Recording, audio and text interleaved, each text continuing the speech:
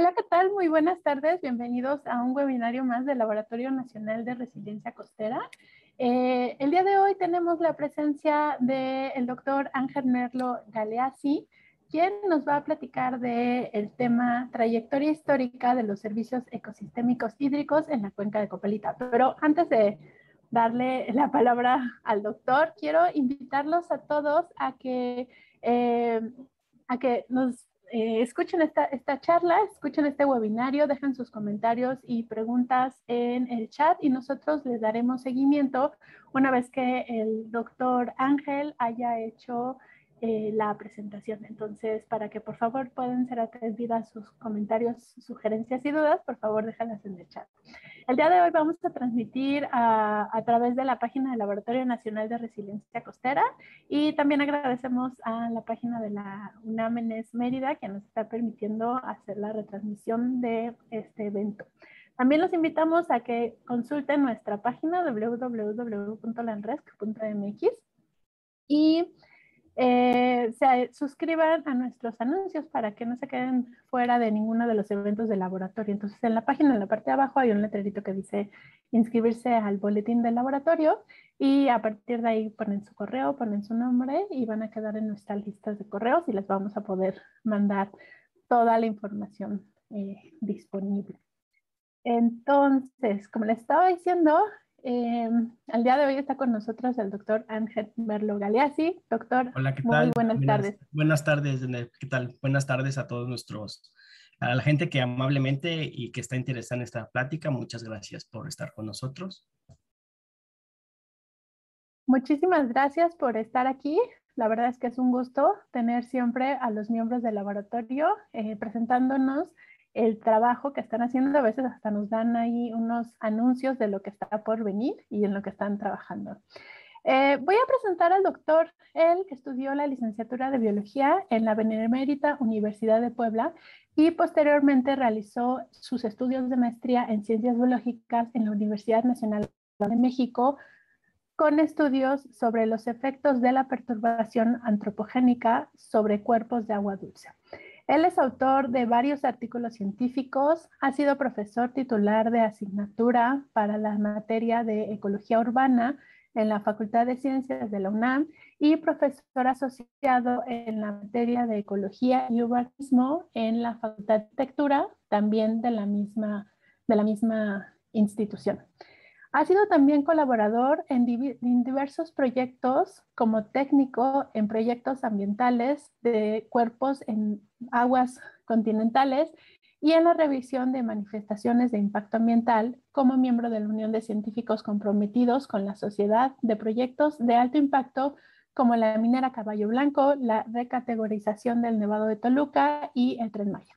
Él también fue coordinador del Diplomado de Sustentabilidad y Territorios, así como técnico del campo del Centro de Cambio Global y la Sustentabilidad, CCGS, que es un miembro colaborador, una unidad que colabora con el Laboratorio Nacional de Resiliencia Costera en Tabasco.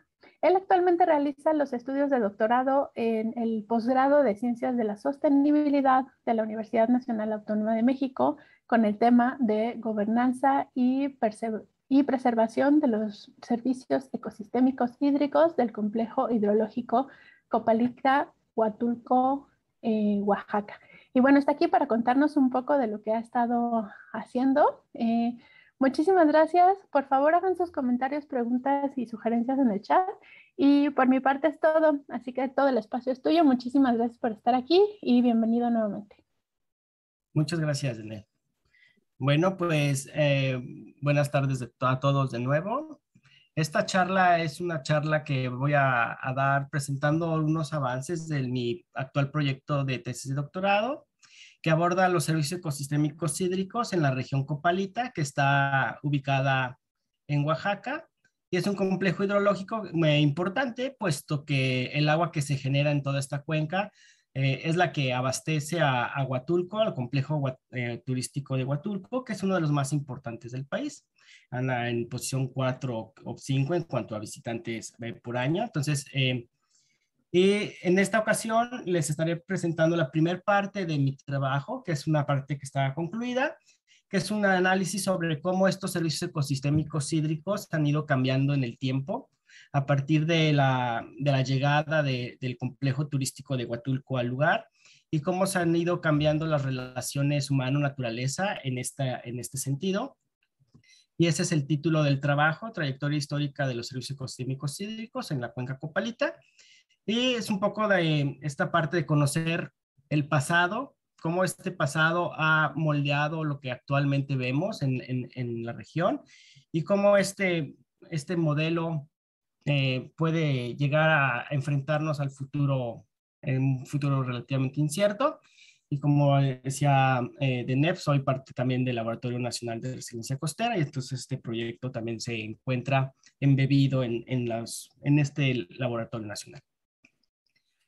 Como primer lugar, me gustaría abordar, porque no todos tenemos la idea o no todos, o hay varios conceptos de servicios ecosistémicos, entonces como hay muchas estas cosas de ciencia que van avanzando y es un tema relativamente nuevo, todavía hay muchas definiciones, muchas controversias de qué son los servicios ecosistémicos, para qué sirve este concepto. Entonces vamos a abordar un poco, bueno, les voy a explicar cuál es mi conceptualización de este concepto. Entonces, lo que yo tomo como un servicio ecosistémico es que son las contribuciones que la gente obtiene de la naturaleza.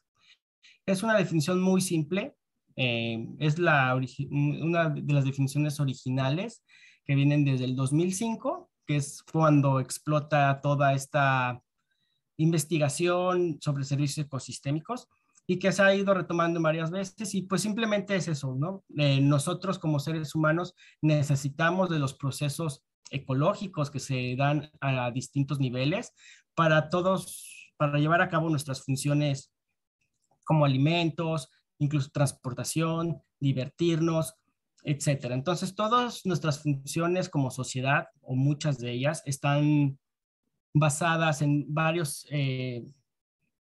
sistemas y servicios ecológicos, y en específico aquellos que son relacionados al agua, que son los servicios ecosistémicos hídricos. Pues, por ejemplo, tenemos el suministro de agua dulce para diferentes usos, que puede ser desde el uso de la casa en el hogar, para lavar la ropa, para tomar, para cocinar, pero también pueden ser para la industria, puede ser también para la parte de agroecología o de agronomía, de ganadería, etcétera. Hay otro tipo de servicios que son mitigación de daños por agua dulce. Por ejemplo, cuando nosotros estamos en algunos sitios que han sido perturbados, por ejemplo, ríos donde su lecho ya no es el mismo que era original, pues las inundaciones y todo esto, los servicios ecosistémicos justamente son esos los que nos resguardan de estos daños por efectos, por ejemplo, como el clima. Y hay otro tipo de servicios que además son culturales, que son intangibles, no son así como los anteriores, que pues, el agua dulce es algo tangible. Y los culturales son algo más relacionado con algo deportivo, turístico, de diversión, ¿no? Cuando uno va a una cascada a bañarse, por ejemplo, o le gusta admirar un lago, o se siente tranquilo en remar por el río, esos son también servicios ecosistémicos de un tipo intangible, es un disfrute de la naturaleza, ¿no? Entonces, esa es la conceptualización del servicio ecosistémico y este es un proceso que se genera en una cascadita. El primer lugar que nosotros tenemos es que el concepto debe ser un ecosistema, ¿no? Bueno, sucede a nivel de ecosistema, es la generación de este servicio. Este servicio es generado a nivel del ecosistema por los diversos procesos que se dan a ese mismo nivel o en ese nivel, que por ejemplo puede ser la infiltración del agua que va cuando llueve y va al suelo para que después esta agua regrese al manto acuífero o regrese a la superficie a través de un manto freático o de un nacimiento. Estos son los procesos que se dan a un nivel de generación.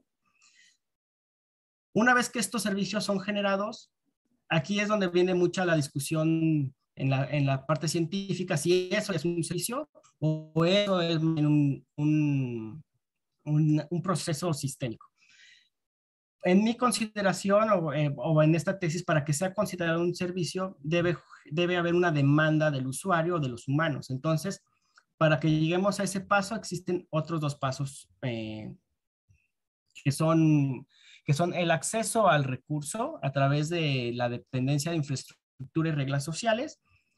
Y esto es muy obvio, por ejemplo, en las ciudades, nosotros somos altamente dependientes de infraestructuras como tuberías, pozos, etcétera. Entonces, aunque el recurso se genera a nivel ecosistema, necesitamos poner infraestructura humana para que nosotros accedamos muchas veces a ese recurso. Y también hay otras que son por reglas sociales, no simplemente un parque nacional.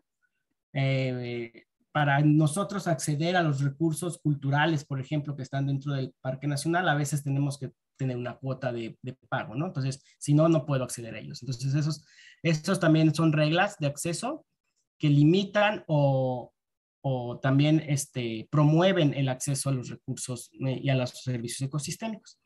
Y finalmente tenemos la parte del uso de este servicio.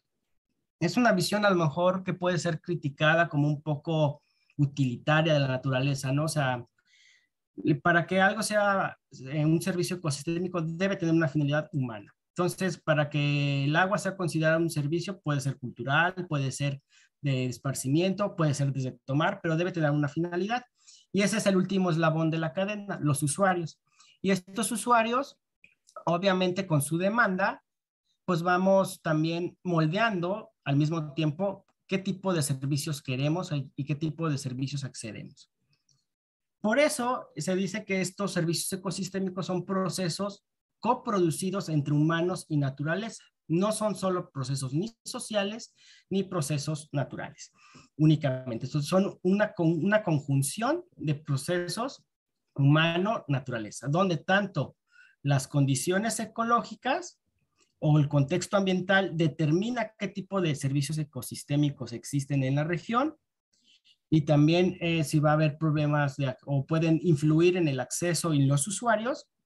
Y a la vez tenemos un conjunto de normas sociales que influyen a los tres niveles, ¿no? Tanto a nivel de ecosistemas, por ejemplo, cuando un agricultor decide cambiar de un proceso de agricultura intensiva a un proceso agroecológico, ahí estaríamos teniendo un manejo positivo, una influencia positiva a los servicios ecosistémicos porque se estarían generando más y mejor servicios.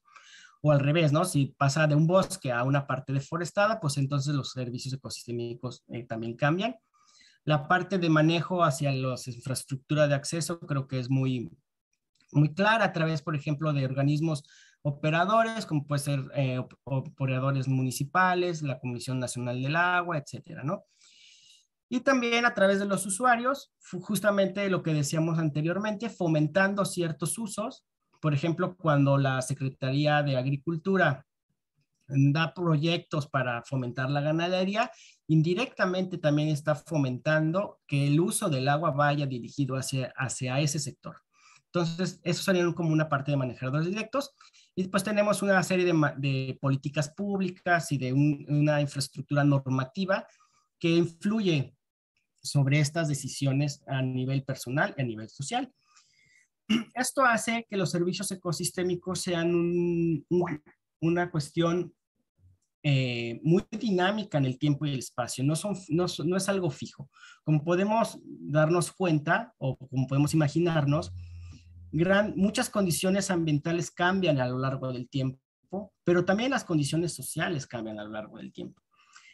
Y estos son los diferentes impulsores de cambios en las relaciones humano-naturaleza, tanto de origen natural como de origen social. Existen tres tipos o tres formas de impulsar un cambio dentro de estos sistemas. El primero de ellos es un choque, que son eventos muy repentinos y de fuerte impacto. La mayoría de estos choques son de tipo de origen natural, por ejemplo, como un huracán, que es un evento meteorológico de fuerte impacto que llega y se va, y es un choque, ¿no? Pero también existen choques de tipo social, por ejemplo, cuando una institución de gobierno desaparece de un día para otro, toda la infraestructura y que estaba dependiendo de ella, pues desaparece de repente y entonces la gente no, o las personas no tuvieron tiempo de llevar una adaptación, ¿no? Entonces es un choque social repentino que genera cambios muy importantes. El segundo tipo de impulsor de cambio son los estresores. Los estresores son cosas o variables negativas que son lentas pero constantes y pueden desencadenar cambios importantes debido a su acumulación de los impactos. El ejemplo más claro tal vez sean los gases de efecto invernadero, que son estresores porque todo el tiempo están, son poco a poco, aparentemente no pasa mucho, pero debido a los efectos acumulados que van a ir generando a lo largo del tiempo, llegará el momento en que los impactos del cambio climático se hagan bastante evidentes por haber pasado los niveles que soporta el planeta, ¿no?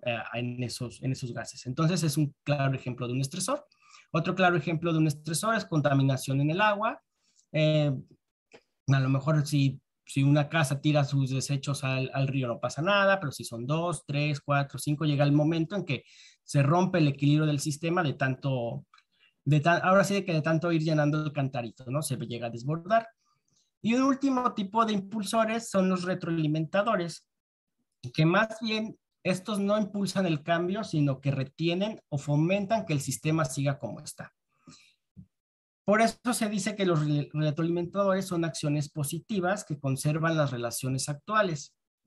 Las más fáciles de entender serían, por ejemplo, acciones directas al medio ambiente, positivas como son la reforestación, cuando un bosque ha perdido cobertura vegetal y existen campañas que van y reforestan estas áreas, pues son acciones positivas que fomentan que los servicios ecosistémicos se conserven.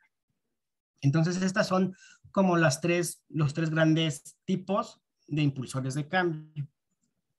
Pero además, cada tipo de impulsor tiene ciertas características que lo definen como una profundidad espacial. Por ejemplo, un huracán afecta a toda una región, mientras a lo mejor hay tormentas más puntuales o incluso hay cuestiones a nivel mundial como puede ser el cambio climático, ¿no?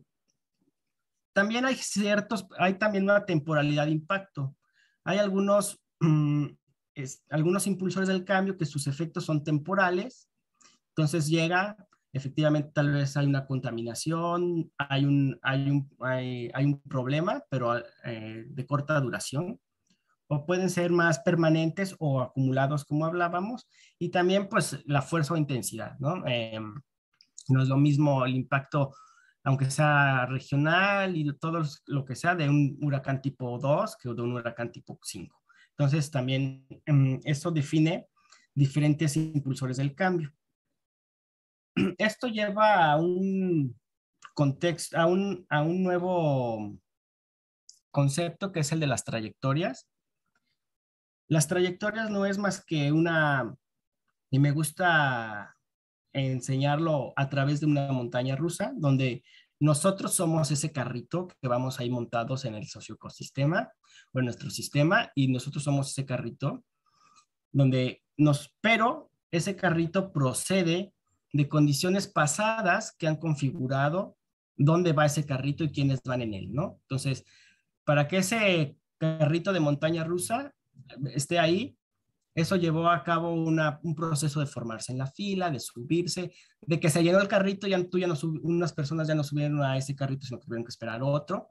Todas esas condicionantes van moldeando cómo el carrito o quienes participan dentro del carrito de la montaña rusa. Y después también, por ejemplo, aquí en este caso tendríamos un motor o un sistema que suba al carrito hasta la parte más alta de la montaña rusa para dejarlo caer, ¿no?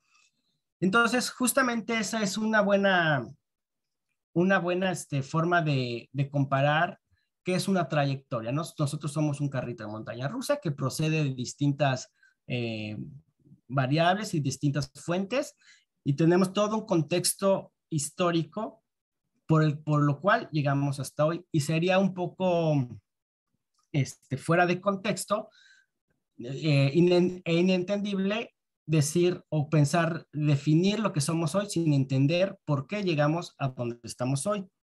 Y también eso, vamos hacia un futuro, ¿no? O sea, el carrito va a ir hacia bajada, sí o sí.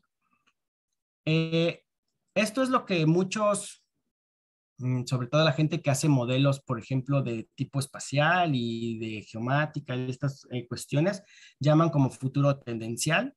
Es simplemente qué es el futuro más probable si seguimos exactamente haciendo lo mismo, ¿no? Y también, bajo este contexto, bajo este concepto, podemos nosotros modelar escenarios hipotéticos de cambios de esta trayectoria. Ah, bueno, entonces, pero ¿qué pasa si yo en vez de a esta montaña rusa le meto una desviación y mando el carrito por otro lado, ¿no? Entonces, ¿cuál sería su futuro 2 o su futuro 3? Y es ahí donde nosotros podemos ir valorando distintas cuestiones de política pública y más o menos modelar cuáles serían sus impactos en el futuro. O también esperar, por ejemplo, pensar en o también un choque repentino que no estaba obviamente programado, pues podría desviar la trayectoria, ¿no? Entonces, este es el estudio de las trayectorias y el concepto de servicios ecosistémicos y sistemas socioecológicos.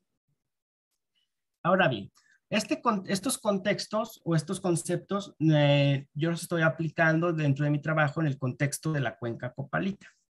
Entonces, ahorita voy a hablar un poco de cuál es el contexto regional, por si mucha gente no conoce el área, tengamos una idea de cuál es su contexto ambiental y social y cuáles son sus principales problemáticas. Para empezar, es un área relativamente grande, tiene 153,000 hectáreas, entonces podrán imaginarse que ir al levantamiento de campo no es nada fácil en esa zona. Además, es una zona altamente montañosa que va de los 3,350 metros sobre el nivel del mar a desembocar al Pacífico, pues a cero, ¿no? Entonces, es un complejo hidrológico que está formado por 3 cuencas, que son la Copalita, que en este caso está pintada de azul, la cuenca Pochutla, o también llamada cuenca Huatulco, que está pintada de verde, y hay otra cuenca que es la cuenca Cimatán, que está pegada a la cuenca Copalita, pero que no forma parte de este trabajo.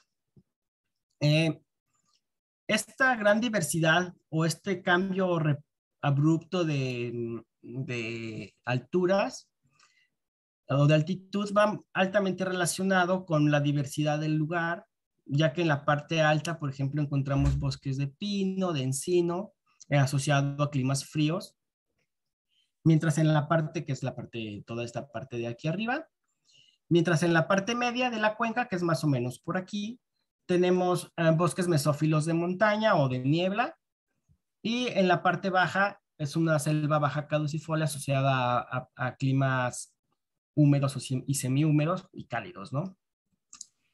El principal afluente de ambas cuencas, el principal afluente de la región es el río Copalita, que le da el nombre a la cuenca y que nace en la parte alta del lugar y desemboca más o menos por aquí. Aquí hay una serie de baterías de pozos, son 10 pozos que alimentan al complejo turístico de Huatulco, que es la mancha urbana más grande de la región, la que vemos aquí, ¿no? El volumen anual del río es bastante grande, es de 991 millones de metros cúbicos de agua para una región que no está densamente poblada, entonces no hay tantas problemáticas de falta de líquido, pero es un río bastante estacional, donde la parte cuando llueve es un río altamente caudaloso, pero en la temporada de secas baja bastante sus niveles de agua. Aunque el río siempre existe, ¿no? Es un río permanente. Estas son algunas fotografías del lugar para ver más o menos la diversidad ecosistémica. Y esta diversidad ecosistémica está asociada también a diferentes patrones de generación de servicios ecosistémicos hídricos. Aquí en la primera foto vemos el inicio de la cuenca a unos 3.200, 3.300 metros de altura, y son básicamente los bosques de pino y encino y pues los suelos asociados a ellos, ¿no? En la parte de en medio tenemos bosques de neblina, donde, donde se genera la mayor parte del recurso hidrológico. La mayor parte del recurso hidrológico se genera en esta zona porque es donde más llueve y también es donde los suelos más retienen la humedad y más infiltración generan. Entonces, toda la mayoría o la gran parte de la recarga de los mantos acuíferos, de la que después son aprovechados en la parte de Huatulco, vienen de la zona media y también importante de la zona alta. Ya más abajo en la zona, esta es una fotografía que muestra las características de la selva baja del lugar, una zona más asociada donde la temporalidad es mayor entre estaciones de sequías y lluvias. Y también vemos, pues obviamente su impacto a nivel de generación de recursos hídricos es un poco menor, aunque es muy importante también para la recarga de pozos a nivel local, ¿no? Y finalmente, pues vemos lo que casi todos conocemos cuando vamos a la cuenca Copalita, que es Huatulco, ¿no? La parte de las playas, la parte de ir al sol, al mar, etcétera, ¿no? Que es la parte seguramente más conocida del lugar, aunque hay otras poblaciones importantes en el sitio, como son Pochutla, que es una región importante económica, Pluma Hidalgo, donde se cultiva muy buen café, las cascadas de San Miguel del Puerto, que de hecho son las que están aquí abajo. Y dentro del contexto socioeconómico también es una zona altamente diversa en cuanto a la población que vive en la región. En la parte, bueno, no, para empezar, no es una región altamente poblada, como decíamos, son apenas 35,000 habitantes, que para toda esa extensión son bastantes pocos, y se concentran principalmente en la zona costera, en la parte de Huatulco, la Crucecita, todo lo que rodea Huatulco, y en los municipios y el municipio de Pochutla. Dentro de estos 19 municipios hay 10 localidades urbanas, 286 localidades rurales y 42 núcleos agrarios. Entonces podemos hablar que estamos hablando de una zona predominantemente rural, exceptuando de la línea costera. En la cuenca alta, que para efectos prácticos es superior a los 800 metros del nivel del mar, pues la población es principalmente indígena de origen zapoteco, y la tendencia es comunal y sobre todo en las partes más altas, y en la parte ya del medio hay acceso hay eh, tendencia más hacia la pequeña propiedad. Hay altos grados de desigualdad y pobreza en la región, y las principales actividades económicas de la parte alta son la producción de café bajo sombra y el ecoturismo. Hay otras, obviamente, hay una parte importante también es la agricultura de temporal, que en la región es altamente importante, sobre todo para cuestiones de autoconsumo. La producción de café ha sido una actividad preponderante en la región desde hace varias décadas, y principalmente destaca la zona de Pluma Hidalgo, que es, voy a regresar tantito, que es la zona aquí al centro, ¿no? Aquí al medio de la cuenca. Y de hecho el café Pluma es uno de los cafés más famosos del mundo debido a su alta calidad. Si no han tenido la oportunidad de conseguirlo o de comprarlo, se los recomiendo muchísimo. Entonces, y en esa región de la región media de Café Pluma, predominan las fincas cafetaleras de gran extensión. Y ya más abajo, en la cuenca baja, llegando casi al nivel del mar, pues la actividad principal es relacionada a los servicios, donde el turismo pues, de alto impacto es por mucho la actividad regional más importante económicamente de la región, con más del 90% de los ingresos del Producto Interno Bruto regionales. Y también hay algunas actividades que se han ido desarrollando en las últimas décadas, sobre todo el ecoturismo, a las cascadas, por ejemplo, de San Miguel del Puerto, que están relativamente cerca de Huatulco, o la Pluma Hidalgo también hacia las fincas cafetaleras, ¿no? Muchos, ya hay algunos paquetes de tours. Entonces aquí vemos en estas fotografías, bueno, y también la agricultura en la zona baja es una actividad importante, sobre todo hay, principalmente hay cultivos de papaya. Acá vemos las distintas usos, por ejemplo, de los servicios ecosistémicos. Acá vemos el acceso al agua para uso humano, que es muy disparejo, por así decirlo, dentro en cuanto a la zona baja, a la zona alta, en cuanto a la infraestructura, que en la zona media y alta es un poco más,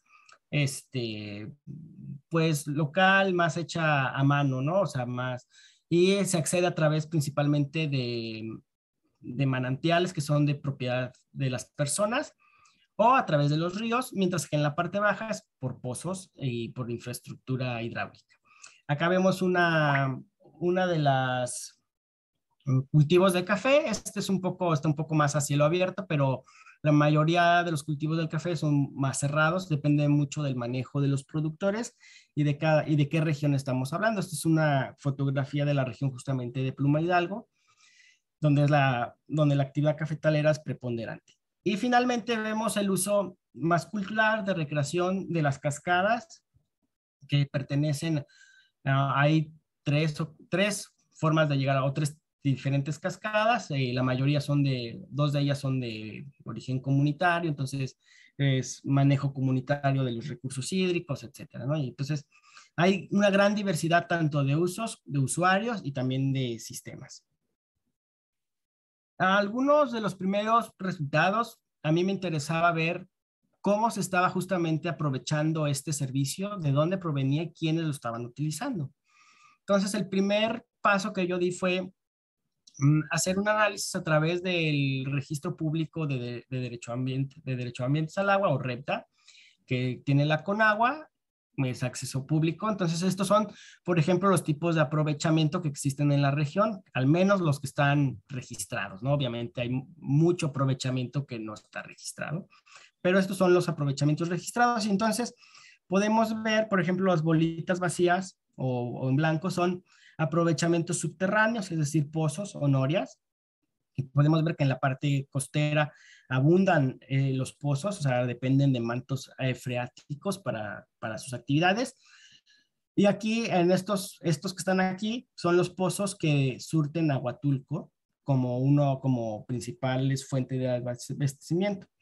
En la parte alta vemos que dependen mucho más de sus manantiales y de escorrentías, ¿no? Eso nos empieza a hablar un poco de las diferencias que existirían a nivel regional, por ejemplo, por efectos de cambio climático, porque si bien lo sufrían ambos, pues la gente que depende más de escorrentías o de manantiales, pues el efecto sería mucho más inmediato que de personas que viven de infraestructura subterránea o de pozos que pueden acceder a agua almacenada por millones de años, ¿no? Que está ahí en la parte de abajo.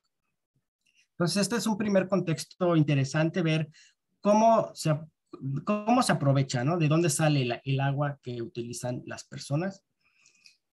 Y aquí estamos viendo para qué la utilizan. Entonces, por ejemplo, estas banchos cafés o bolitas café son para uso agropecuario. Entonces, aquí simplemente con este análisis visual, podemos ir detectando zonas agrícolas importantes que existen en la región. Este es el municipio de Huatulco. Entonces, aquí vemos una zona importante agrícola o ganadera. Aquí hay algunos propietarios de ganado donde se encuentran las principales producciones de papaya, etcétera, ¿no? Y aquí vemos, por ejemplo, algunos de servicios o domésticos. Mientras en la parte alta, pues vemos que la gran mayoría de las personas utilizan sus concesiones que tienen para abasto únicamente humano, ¿no? O personal. Y entonces también aquí podemos ver diferentes patrones espaciales simplemente a simple vista, sin hacer un análisis tan profundo. Podemos ver que existen diferencias tanto de dónde proviene el agua y para qué se está utilizando. Vemos que, por ejemplo, la industria en la región es prácticamente inexistente, solo hay un par de concesiones enfocadas a eso, y la mayoría de los recursos van hacia uso público urbano. Público urbano es cuando, por ejemplo, el municipio o alguien así es el encargado de distribuir el agua, mientras el uso doméstico son un poco concesiones más personales. Entonces ahí vemos los diferentes tipos de acceso. Y aquí estamos viendo cuánta agua se extrae por cada una de las concesiones. Es importante decir que, por ejemplo, este puntito rojo, las concesiones no están por propietario. Entonces, este puntito rojo es el que pertenece a la FONATUR, al Fomento Nacional del Turismo, que es quien se encarga de llevar a cabo el reparto de agua en Huatulco. Y aunque sus pozos están asociados al río Copalita en esta región, la concesión está focalizada solo a un punto, que es este punto rojo, y si lo podemos ver, es por mucho el concesionario más grande de la región, ¿no? El que más agua tiene derecho a utilizar, o más agua tiene concesionada, es bastante más alta, incluso que los municipios de, por ejemplo, de Huatulco, los municipios de por acá arriba, ¿no? Entonces, también eso es una diferencia interesante de analizar, ver quiénes son ahora sí que los propietarios del agua y para qué la están ocupando. Y entonces con este contexto tenemos que la problemática regional, tenemos un cambio de uso de suelo, principalmente en cuenca media y baja, y tenemos sobreexplotación de recursos naturales, principalmente de madera de pino encino y extracción de agua de mantos. Para cuestiones de gobierno, pues se satisfacen mucho las necesidades del desarrollo turístico y grandes poblaciones, y esto no toma en cuenta todo el proceso de servicios ecosistémicos, y no se contempla a las comunidades rurales dentro de la gobernanza del agua como guardianes del bosque, del complejo bosque agua, ¿no? Y planes de manejo comunitarios, por ejemplo, hay muy poquitos desarrollados o no han sido impulsados por las diferentes organizaciones. Y ya entrando en el contexto del trabajo, tenemos que hice un análisis de 1985 a 2020 para ver cuáles habían sido los principales impulsores del cambio de la región. Y para ello ocupé diferentes análisis que no voy a abundar mucho, solo fueron, voy a decir que fueron entrevistas a 27 personas de la región, gobiernos, ONGs, pobladores locales, con un poco de remembranza histórica, y también estos datos fueron corroborados aumentados, bueno, y enriquecidos mediante bases de datos principalmente de INEGI, de Conagua y de CONAFOR. Y estos los asocié a diferentes variables, como ya vimos, la cobertura vegetal, que es muy importante, fauna, cantidad y calidad de agua, y riberas y flujos que entran dentro del componente de generación. Después hay acceso a estos recursos a través de infraestructura y culturales. Y por último, quiénes están usando, ¿no? Si afectaba la demanda y el uso de estos servicios. Como para hacer una narrativa que fuera lógica y no fueran datos ahí nada más echados al ICEBA, pues hicimos una organización de estos datos a través de una técnica que se llama ciclo adaptativo, donde los datos se van a representar a través de diferentes fases, que son 4. Una fase primera, que es la fase donde se explotan los recursos, aparecen nuevos extresores, que es la fase R. Luego viene una segunda fase, que es donde hay muchos esfuerzos de conservación. Una fase que se llama omega, que es cuando existe un caos o hay cambios profundos en el sistema. Y una fase alfa, cuando el sistema se reorganiza. Esto es en teoría, entonces parte justamente del trabajo fue ver si esta teoría se aplicaba a la perfección en la cuenca Copalita. Y esto es lo que encontramos, vimos que no. Si bien tenemos al 1985, tenemos en la primera fase, que es donde llega Huatulco, hay una reorganización, principalmente impulsada por Fonatur y por toda la parte gubernamental, pero también llegan algunas ONGs. Estos grupos se establecen, hay un ligero crecimiento, ¿no? Turístico y poblacional y de estas relaciones, pero cuando toda la parte turística y poblacional iba en aumento, llegan mm, choques muy fuertes que hacen que el sistema brinque de una fase a otra. Entonces, aquí tenemos una fase de caos que está principalmente llevada a cabo por cuestiones naturales. Y una vez que esta fase de caos se fue superada, entonces ahora sí llegamos a una fase de conservación y actualmente estamos en una fase siguiente de caos. Y vamos a ahorita a ver brevemente cuáles son las principales medidas en cada una de las regiones, o bueno, de las épocas. Aquí del lado izquierdo tenemos a los estresores o impulsores de cambio, donde en azul tenemos a los que son positivos y en salmón tenemos a los que son negativos. Y del lado derecho tenemos en los cuadros grises la generación, en los cuadros verdes tenemos el acceso y en los cuadros morados tenemos el uso de los recursos. Entonces, mediante estas diagramas de Sankey podemos ver las relaciones de los estresores con los componentes del servicio ecosistémico. Entonces, por ejemplo, vemos que el café es un componente muy importante para la preservación del medio ambiente y de la calidad de los bosques, aunque tiene algunas pequeñas cuestiones negativas y temporales sobre la calidad de agua, principalmente cuando es el proceso de lavado de café que tiene fermentos, etcétera, que pueden llegar a contaminar de manera temporal los cuerpos de agua. Esta contaminación se quita, entonces por eso el vínculo vemos que es un poco estrecho. Entonces vemos, por ejemplo, las ONGs, vemos cuestiones también infraestructurales muy positivas. Cuando llegó, por ejemplo, Huatulco, el drenaje en la región era inexistente, entonces cuando llegó Huatulco y todo el desarrollo urbano de la región, pues empezaron a ver estas cuestiones de infraestructura sanitaria como drenaje, entonces eso aumenta muchísimo, ¿no? La calidad de agua. Bueno, algo que podría ser negativo como el aumento poblacional, pues se ve reducido por esta infraestructura de drenaje.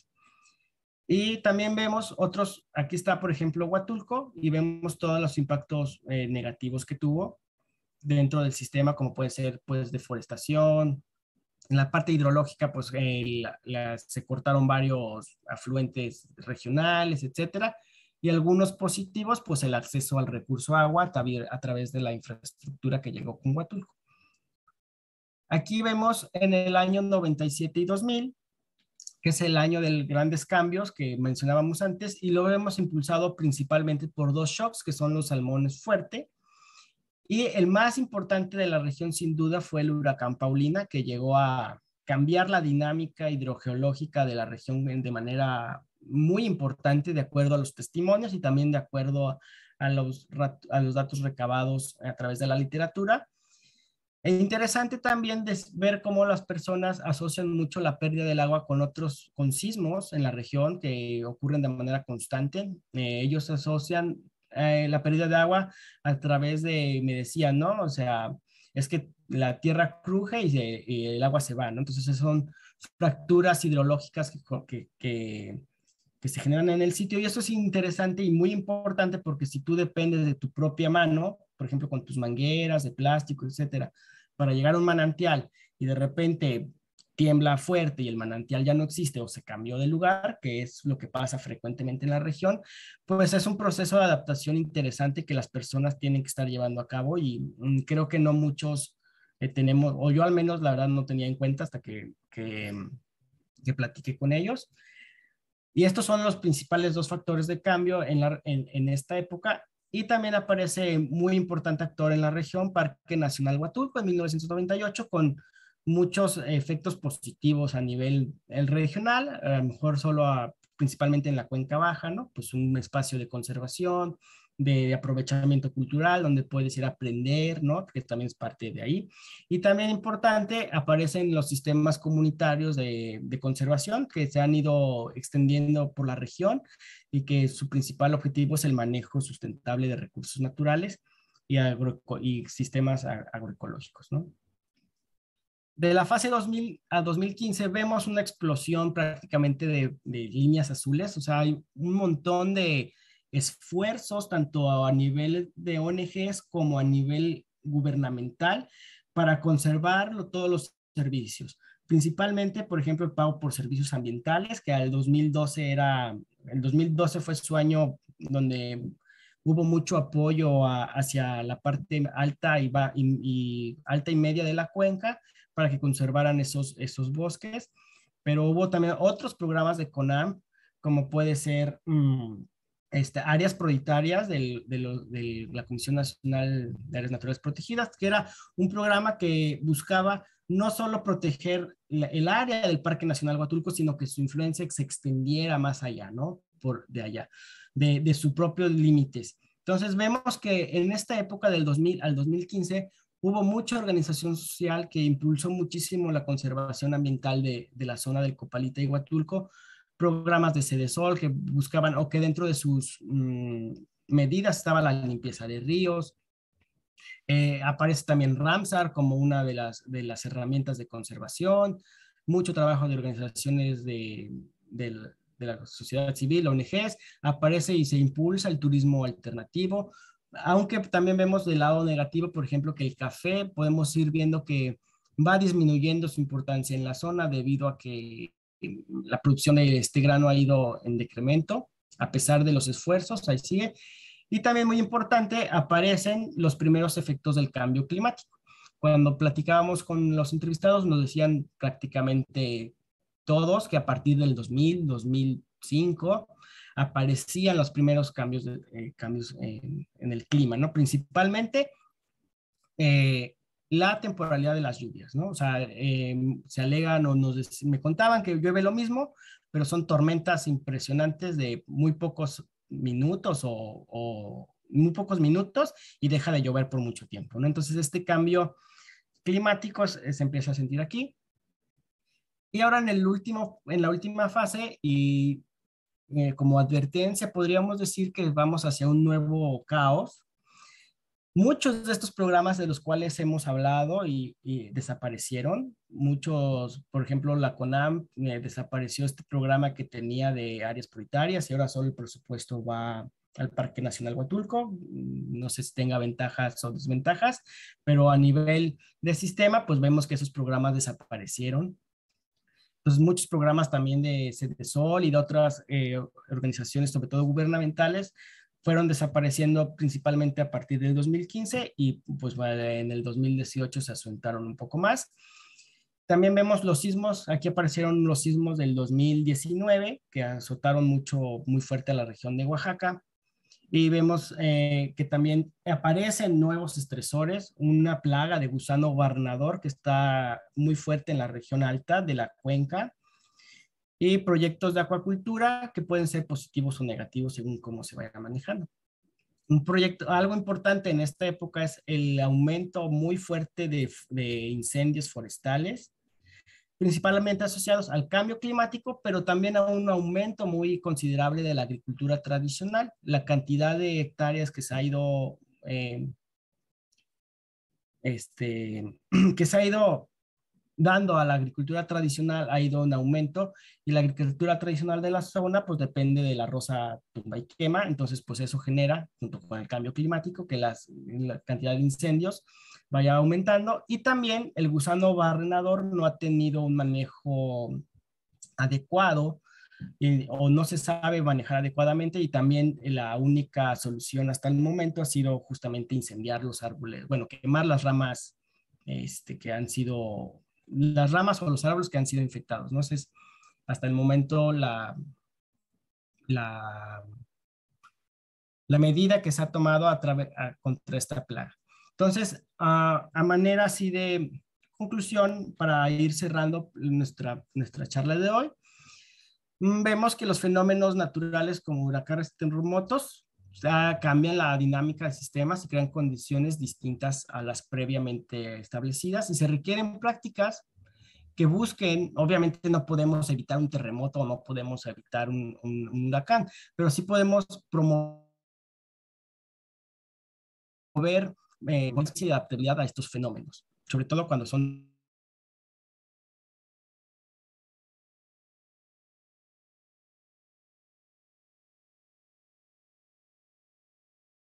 15 de las acciones fueron importantes, o sería necesario retomar el pago de servicios ambientales. A partir del 2017 desapareció en la zona, es muy poco ya la superficie que está bajo este esquema, o buscar sistemas similares, ¿no? De compensaciones para que también la gente que es dueña de los bosques tenga un aliciente extra para conservar estas regiones. Entonces, en esa época, pues, aumentaron las fuerzas positivas y por lo mismo los estresores fueron más o menos contenidos, ¿no? Y actualmente podemos decir que los principales estresores son el cambio climático, las plagas por gusano barrenador, la extracción de materiales pétreos, que es muy importante, no hable de ello, pero se extrae material de los ríos para construcción, principalmente entonces va muy asociado al crecimiento urbano y a la demanda, los incendios y el aumento de la agricultura. Y pues eso sería todo por ahora, Denet. No sé si podemos pasar a las preguntas. Sí, muchísimas gracias, Ángel, por esta presentación. La verdad es que está bastante interesante conocer este socioecosistema. Nos lo explicaste de una forma muy agradable y fácil de comprender. Están padrísimas las imágenes, como ya nos pusieron por ahí. Y esta analogía que nos hacías de la montaña rusa, creo que también deja muy claro pues lo que está pasando, ¿no? Y como tenemos un camino y pueden pasar muchísimas cosas en él. Les recordamos que estamos transmitiendo por la página de Facebook del Laboratorio Nacional de Resiliencia Costera y también tenemos apoyo el día de hoy de la página de la UNAM Campus Yucatán. Agradecemos mucho a los que nos han estado poniendo sus comentarios, sugerencias, dudas y que también están compartiendo la presentación. Y sí, hay algunas preguntas, entonces voy por ellas. Nos pregunta Evelia que si se cuenta con una planta de reforestación prevista justo para reforestar la cuenca. La reforestación en la cuenca es una de las acciones que más se lleva a cabo. Está muy impulsada por organizaciones, sobre todo como WWF, que está en la región, Conservación Internacional, y varios viveros locales, sobre todo en la parte de Huatulco, en la parte de San Miguel del Puerto, y otras organizaciones locales como Bisbin y Macuilis Copalita, que también son muy importantes a nivel regional. Ellos han sido principalmente los encargados de hacer estas cuestiones de reforestación a través de financiamientos privados. También CONAFOR también ha tenido un esfuerzo importante que va y viene, pero ha estado bastante presente en la región. Pero así como una planta de reforestación para toda la región, no, más bien son esfuerzos focalizados y de arreglos institucionales que se van dando entre diversas organizaciones y diversas comunidades. También hay mucho, lo bueno de, como ustedes saben, Oaxaca es famoso por su organización social, entonces no es la excepción en la Sierra Sur. Hay muchas comunidades con muy buena organización interna o dentro de comunidades hay sistemas de cooperación intracomunitaria que funcionan de una manera bastante interesante y bastante bien, sobre todo en la cuestión de reforestación y de impulso a actividades agroecológicas. Entonces ya saben, si quieren poner su granito de arena, bueno, pues pueden iniciar sí. Programas de reforestación. Tenemos otra preguntita. Cuando nos estabas hablando, nos presentaste un mapa con circulitos en donde hablabas sobre el diferente uso de suelo, ¿no? Entonces la pregunta de Cici es, ¿qué sucede en las áreas del mapa en donde no presentan ningún tipo de suelo, ¿no? O sea, nos hablabas de circulitos de agropecuario, industrial, servicios, pero hay un montón de espacio en blanco. Es que los circulitos no representan un uso de suelo, nos están representando un uso del agua. Entonces, por ejemplo, donde nosotros vemos un circulito azul, esa extracción de agua que se está dando en ese manantial o en ese pozo está enfocada a público urbano, o sea, a uso de las poblaciones. Cuando vemos un circulito café, esa agua está prevista o está otorgada por la Comisión Nacional del Agua para un uso agropecuario, entonces seguramente ahí hay plantaciones o hay ranchos, etcétera. Entonces, la gente que tiene un rancho generalmente tiene que pedir una concesión a Conagua para un cierto volumen de uso y Conagua lo otorga. Entonces, donde no hay circulitos, simplemente no hay registrado al menos aprovechamiento de recursos hídricos. Entonces, por ejemplo, en esta zona, pues podríamos decir que no se está utilizando agua, ¿no? Esa sería más o menos la conclusión. Ok, muchísimas gracias por la aclaración y la verdad es que el mapa que nos enseñaste está bien, bien interesante. Y habrá que ver cuáles son todos esos usos que no están registrados y que podrían llenar el resto del Sí, mapita. seguramente, sí.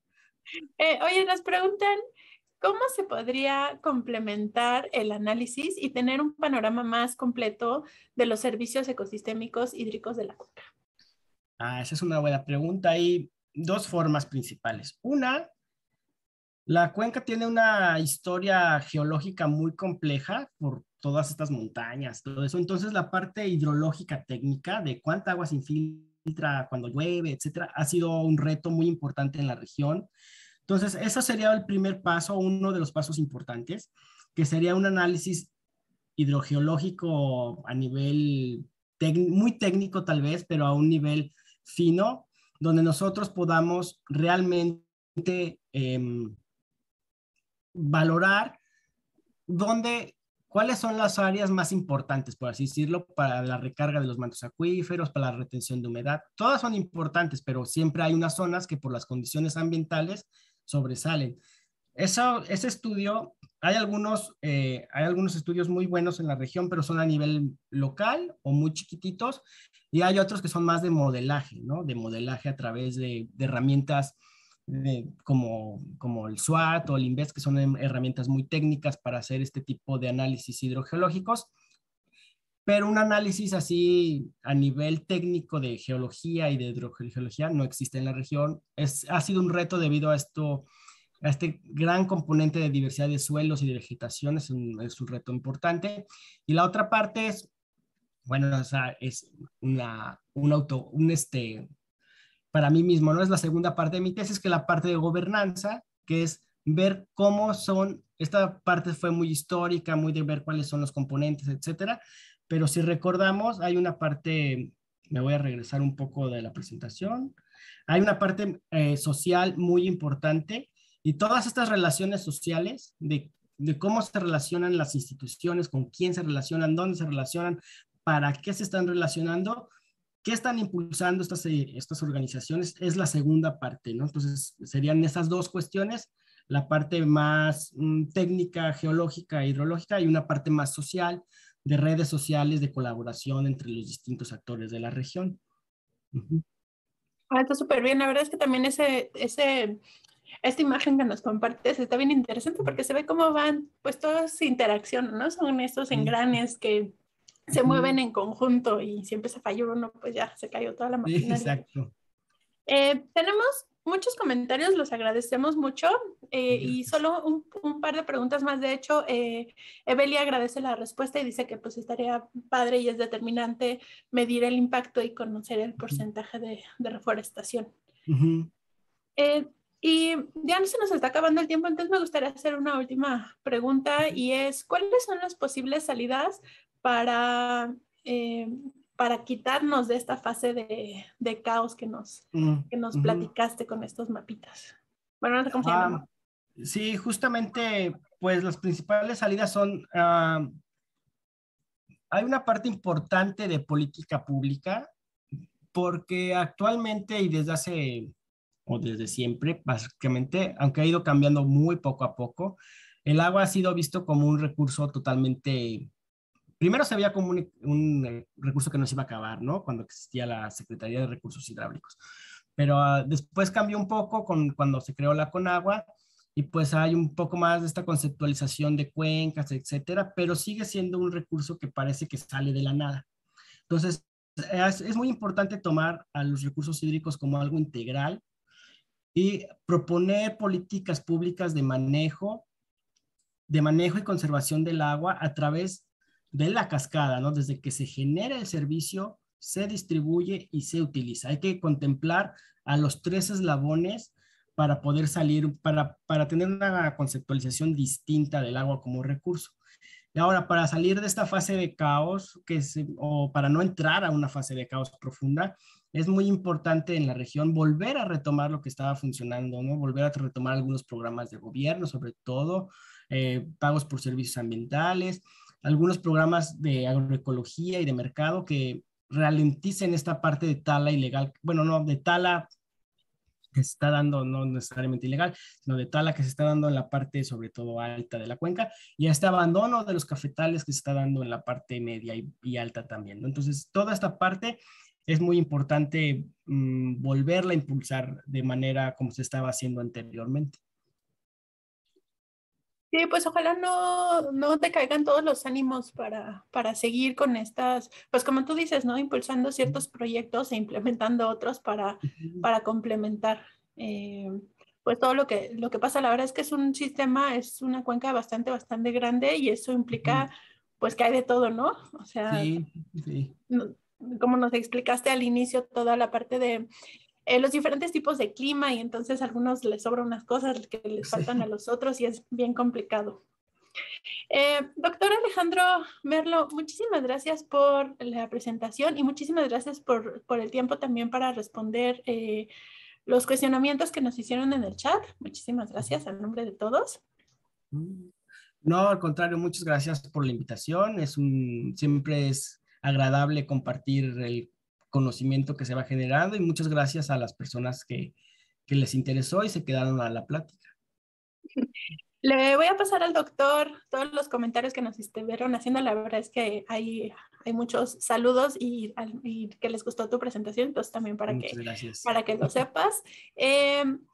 Pues eso es todo por hoy. Nos vamos a ver en el siguiente viernes que tenemos webinario. Es viernes 3 de diciembre y vamos a hablar sobre también Copalita. Y ahora vamos a hablar sobre el valor del café en la conversación, en la conservación. Entonces, pues esperemos verlos el 3 de diciembre. Muchísimas gracias al doctor Ángel y muchísimas gracias a todos ustedes por estar aquí en este webinario del Laboratorio Nacional de Resiliencia Costera. Muchísimas gracias y hasta luego.